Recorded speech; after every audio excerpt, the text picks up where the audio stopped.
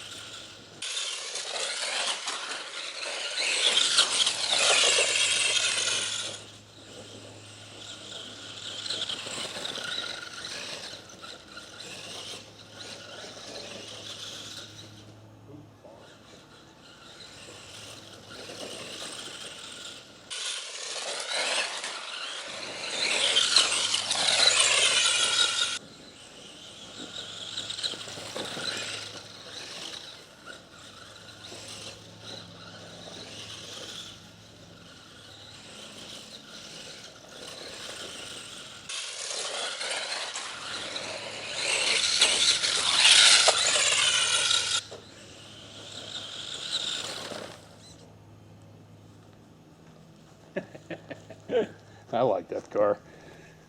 Hey, welcome out to my toy box out here. I just want to take you through my test mule that I've been using to develop that Garden Raceway out there. This thing's turned in a whole bunch of laps, and it's been pretty fun to drive. I actually built this a few months ago anticipating to use this to develop that track that I wanted to do, and so I didn't do a whole lot to it. This is a car I've had in the collection for quite a while. I think it's actually a previous release that I got a hold of and I had kept for a long time. And I put in the 1060 controller because I used to, when I ordered a Tamiya to build, I used to order those to go with it. So I've got a bunch of Tamiya ESCs in the drawer over there if you guys ever want any. But I built this with very few mods. Stock motor with the 15 tooth gear. And, you know, it's a little on the slow side out there. Probably slower in the footage than what it feels like for me to drive it. But I do want to go faster, and I got something coming that might be pretty special to put in here to increase the torque and the power and the speed out there.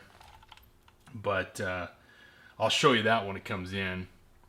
Let's see, what else did I do? Oh, I put in a low profile, high torque servo in there metal gear, of course bearings. I softened the suspension quite a bit. The stock kit oil was a little stiff, so I softened it up a little bit more to help absorb the bumps and stuff out there. I had a little bit of problems with building it. It was I had to tweak it just a little bit. The rear bulkhead was kind of stiff, and so you'd like lift the arms without the shocks on it. You'd lift the arms and they'd kind of stay, and then and you want them to drop right back down. So I think I had to drill these top ones that are chromed, and just put a little drill bit in there to I mean, it's tight, just to remove some of that, and it really started working. So had to do that, just some small adjustments to it. Run the 2-cell lipo. The only other two things that I did was I know that the front bulkhead can be a little bit a weaker spot on this car, and so this brace I found on eBay tied in really, really well.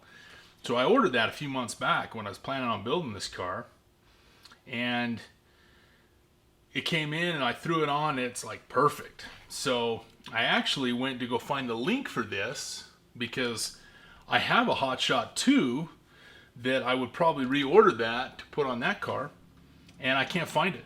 I don't know, they quit making it. It's just not, it's not out there. So I'll have to come up with something when I get around to building that. Maybe they'll re-release it. We'll figure that out. But I got a hold of one of those, and I'd like to link that for you, but I can't find one. So the other thing that I did was I put in the universal axles up in here in the front. That is listed in the kit, and I'll give you the part number. That's still in production, obviously. That's a Tamiya part.